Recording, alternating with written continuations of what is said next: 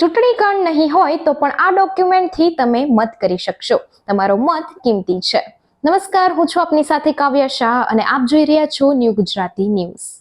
દેશમાં લોકસભાની ચૂંટણીની તારીખો જાહેર થઈ ગઈ છે. આ ચૂંટણીને લઈને દેશભરમાં તૈયારીઓ ચાલી રહી છે.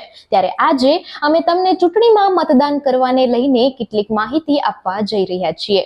જી હા, ઘણા લોકોને પ્રશ્ન થતો હશે કે ચૂંટણી કાર્ડ ન હોય તો શું મતદાન કરી શકાય? ચૂંટણી કાર્ડ સિવાય કયા કયા ડોક્યુમેન્ટના આધારે મતદાન કરી શકાય છે?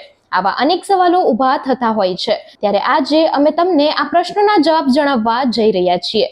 તમે ચૂંટણી કાર્ડ માટે અપ્લાય કર્યું છે પણ હજી સુધી તમારું ચૂંટણી કાર્ડ તમારી પાસે નથી તો પણ તમે મત આપી શકશો. જો તમે નોંધાયેલા મતદાર છો તો તમે મત કરી શકશો. બસ તેના માટે તમારું નામ મતદારની યાદીમાં હોવું જરૂરી છે.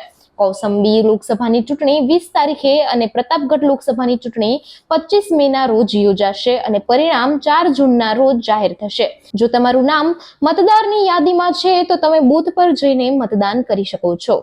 આ વખતે ચૂંટણી પંચ મતદાન માટે આઈડીના રૂપમાં વિકલ્પ જારી કરાયા છે, જેમાં મતદારો Aadhaar card, MNREGA job card, bank અને પોસ્ટ ઓફિસમાંથી ફોટોગ્રાફ સાથેની passbook, driving licence, smart card, passport photograph અને આરોગ્ય વીમા પ્રમાણપત્ર, પેન્શન પ્રમાણપત્ર, સેવા ઓળખ કાર્ડ, વિકલાંગ પ્રમાણપત્ર સહિતના 12 વિકલ્પો દ્વારા મતદાન કરી શકાશે. BLO ને મળીને ચૂંટણી કાર્ડ બનાવી શકાશે. તમારે આ માટે અરજી કરવાની રહેશે. કાર્ડ તૈયાર થશે અને BLO મારફતે ઘરે આવશે.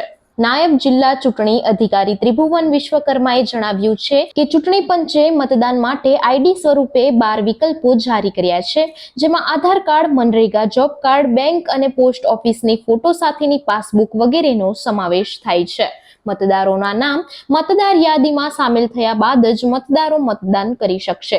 જે લોકો 18 વર્ષની વય વટાવી ચૂક્યા છે અને જેમનું નામ મતદાર યાદીમાં સામેલ નથી તેઓ પોતાનું નામ સામેલ કરાવી શકે છે. તો આવી અન્ય લેટેસ્ટ અને અપડેટેડ ન્યૂઝ જોવા માટે જોતા રહો ન્યૂ ગુજરાતી ન્યૂઝ.